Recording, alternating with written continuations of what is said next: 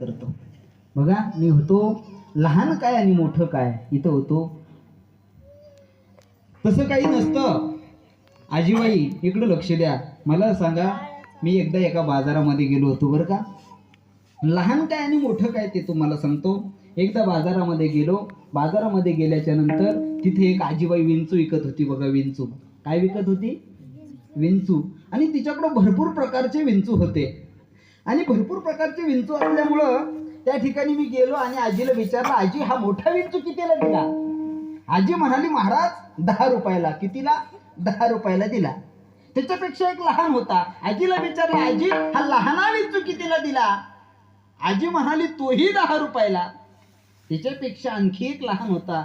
मी काय सांगत होतो, लहान काय आणि मोठं काय, काय एवढा फरक नसतो त्याच्यामध्ये.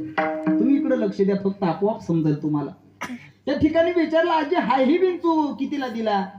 म्हणे 10 रुपयाला. त्याच्यापेक्षा एक लहान होता. आजीला विचारलं, आजी हा विंचू कितीला दिला? आजी म्हणाली, तोही 10 रुपयाला. मग मी आजीला म्हणालो, आजी अगं लहानही विंचू 10 रुपयाला आणि मोठाही विंचू 10 रुपयाला, असं का? त्यावेळेस आजीनं फार सुंदर उत्तर दिलं. आजी म्हणाली, महाराज पवार बाबा बरं का. आजी म्हणाली, महाराज अहो विंचू लहान असला काय आणि विंचू मोठा असला काय, तो ठणका देणारच. तसा महाराज लहान असला काय आणि मोठा असला काय, तो ठणका देणारच. मी काही ठणका द्यायला तुम्हाला उभा नाही बरं का. म्हणजे लहान काय आणि मोठं काय महाराज. म्हणून एवढ्या सुंदर वातावरणामध्ये या ठिकाणी आपण कीर्तन रूपी सेवा आणि सेवेला सुरुवात. विठ्ठल विठ्ठल म्हणजे फूल, फल म्हणजे फळ, तोय म्हणजे पाणी. यापैकी एक जरी गोष्ट आपण मनाभावातून देवाला दिली, तिचा सुद्धा देव स्वीकार करतो. पण आम्ही मनाभावातून देवाला काही देत नाही. आम्ही काय देतो महिला मंडळ देवाला? राजगिऱ्याचे लाडू, जे आमच्या दाताना फुटत नाही ते, सडलेली केळी, ऐक नाही. आमचं कसं आहे, भक्तीचा रस्ता चुकलाय बाबा आमचा. आम्हाला रस्ता तो सुधारावा लागेल. कसा चुकलाय रस्ता? तुमच्या लक्षात येईल असं उदाहरण सांगतो. पूर्वीच्या संतांना देव भेटला, तुकोबऱ्यांना देव भेटला, पंढरपूरची वारी केली. आम्ही पंढरपूरची वारी करतो, पण आमच्या स्वप्नातही देव येत नाही बरं का. आमचा रस्ता कसा चुकलाय? आम्ही देव तुकोबऱ्यांनी सांगितलं. आमची भक्ती कशी असते? सोमवारी महादेव, मंगळवारी देवी, बुधवारी पांडुरंग परमात्मा, गुरुवारी दत्त, शुक्रवारी संतोषी माता, शनिवारी मारुतरायण, रविवारी खंडोबाराय. अशी आमची भक्ती. तुकोबऱ्याने सांगितलं, आपुला तो एकच. झाकुनी करती पाप, काय जाण्याची गरज आहे, काय करणी. महिला मंडळ तर एवढं, म्हणजे आता इथं उभा आहे म्हणून मला ते काही हे होत नाही. महिला मंडळीला माझी हात जोडून विनंती, मायबाप तुम्ही, आपण कोणाकडेही नाही गेलं तरी चालेल, कोणाकडे जाऊ नका. तुमचं फक्त एवढं, तुम्हाला घरात करा, काम करायचं जीवावर आलं की तुम्हाला कोणा काहीतरी, आमच्याकडे शब्द घातलं, पोयात घातलं, म्हणजे खायला दिलं बा मला काहीतरी, कोणा म्हणजे करणी केली माझ्यावर कोणा तरी, तर कोणाला टाईम आहे एवढा? बघा मी नेहमी सांगत असतो, आम्ही आमचा हात कुणाच्या तरी हातात द्यायला लागलो, आम्ही आमचा हात भविष्य पाहण्यासाठी कुणाच्या तरी हातात द्यायला लागलो, तोही बिघडायला लागला आणि आम्हीही बिघडायला लागलो. आम्ही भविष्य जर समजता आलं असतं, पुढचं जर सांगितलं गेलं नसतं, तर त्या खरात बाबाला हे कळालं नसतं का विठा.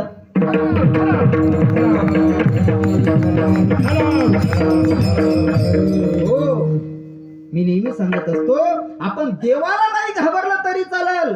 पवार बाबा, आमचे राऊत भाऊ, सर्वांना सांगतो, देवाला नका घाबरू. देवाला घाबरलं नाही तरी चालेल, परंतु आपल्या कर्माला माणसानं नेहमी घाबरलं पाहिजे. बरं, आपल्या कर्माला घाबरलंच पाहिजे. आपण काय काम करतो, आपण कोणते कर्म करतो, आपण काय करतोय, नाही, या कर्माला मात्र आपण घाबरलंच पाहिजे आणि ते कर्म करत राहिलं पाहिजे. त्या कर्माचं फळ, मग चांगलं कर्म असेल तर चांगलं फळ मिळेल, वाईट कर्म असेल तर वाईट फळ आपल्याला निश्चित त्या ठिकाणी मिळाल्याशिवाय राहणार नाही. म्हणून त्या कर्माला आपण घाबरलं पाहिजे.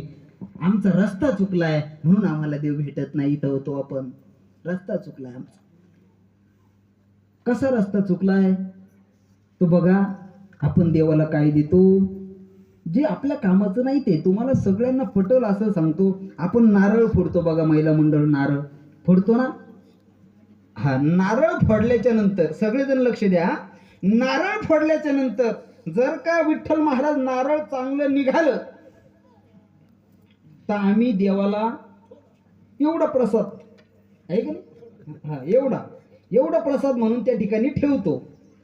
आणि अख्खच्या अख्ख नारळ पोरा हो घरी घेऊन येतो की नाही. हा, पण तेच नारळ जर का सडकं निघालं, नासकं निघालं तर अख्खच्या अख्ख देवाला, आणि वरतून काय म्हणतो, देवाला ते पावलं. कसं देव भेटन आपल्याला? म्हणजे ते सडक आहे, नासक आहे, कुचक आहे, जे आपल्या कामाचं नाही ते देवाला, जे आपल्या कामाचं ते अख्खच्या अख्ख घरी घेऊन येतो. कसा देव भेटल? म्हणून संतांनी सांगितलं, त्या भगवंतानं जसं ठेवलं तसं राहा अभंगाच्या दुसऱ्या चरणात. आतापर्यंत याचं आयुष्य दुःखातच गेलं आणि इथून पुढचं आयुष्य आम्हाला दुःखातच घालायचंय.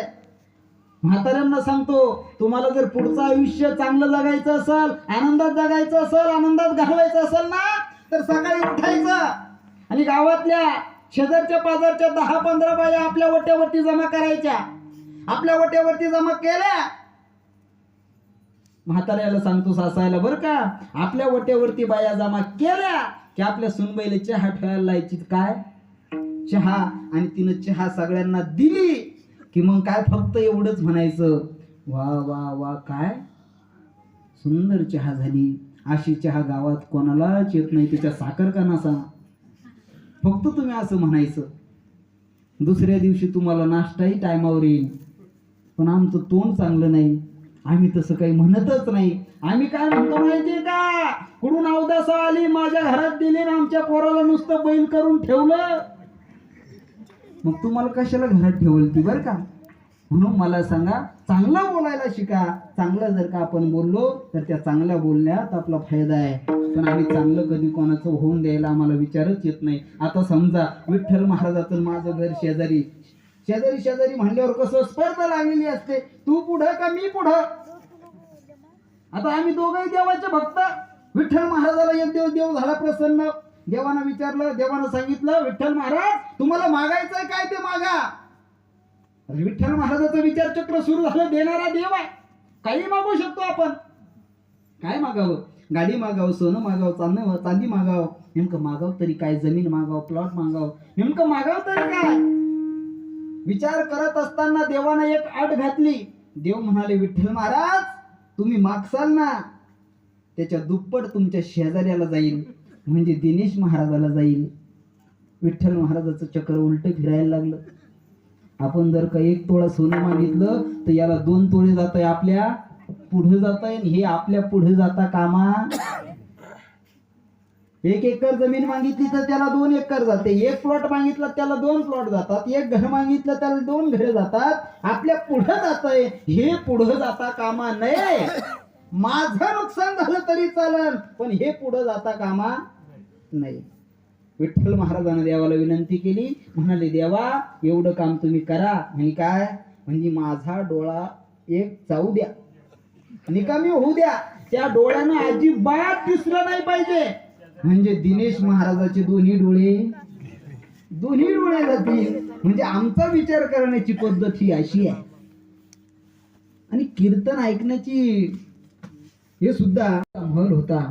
भगवान परमात्मा कुंतीच्या महालात गेले आणि सांगितलं, आत्या मला या हस्तिनापूरचा निरोप घ्यायचा आहे, तुम्ही माझ्याकडे काही ना काहीतरी मागतीनं. सांगितलं, देवा मला काही नको रे, माझ्याकडं सर्वस्व सर्व काही आहे, काही नको मला.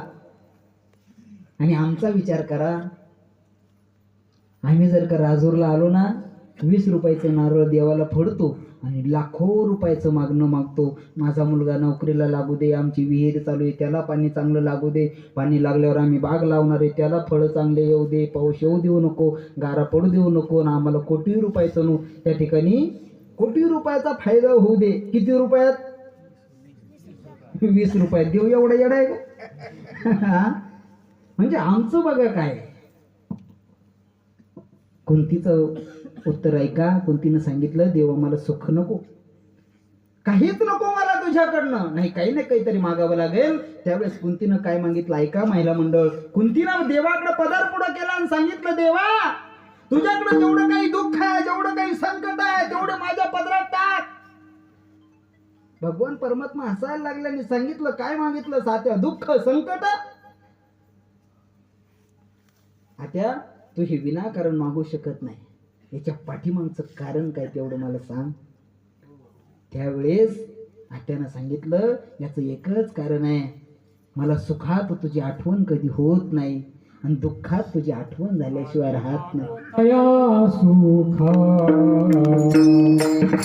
त्या ठिकाणी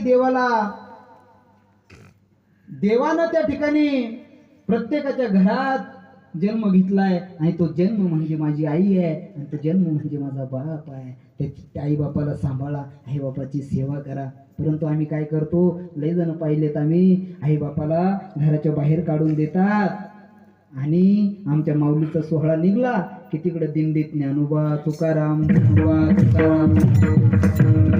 माऊली सुद्धा म्हणत असेल, अरे भावलटा तिकडे गावाकडे होय, आजीला सांभाळ, आजोबाला सांभाळ, आईला सांभाळ, वडिलाला सांभाळ, इकडे काय उड्या आणतो विना घेऊन. म्हणजे अवघड आहे महाराज. आईला सांभाळलं पाहिजे की नाही. आम्ही बाजाराला जायचो बघा, आमचे वडील लहानपणी, आम्ही लहान होतो ना, आमचे वडील बाजाराला जायचे. नंतर किती मोठं काय कार्य केलं, काही कामाचं नाही. जिवंत असताना आपल्या आईला आणि आपल्या बापाला कब्बर चहा आणि 1-2 टायमाचं जेवण टायमावर दिलं तर आपल्याला देवाची प्राप्ती झाल्याशिवाय राहणार नाही.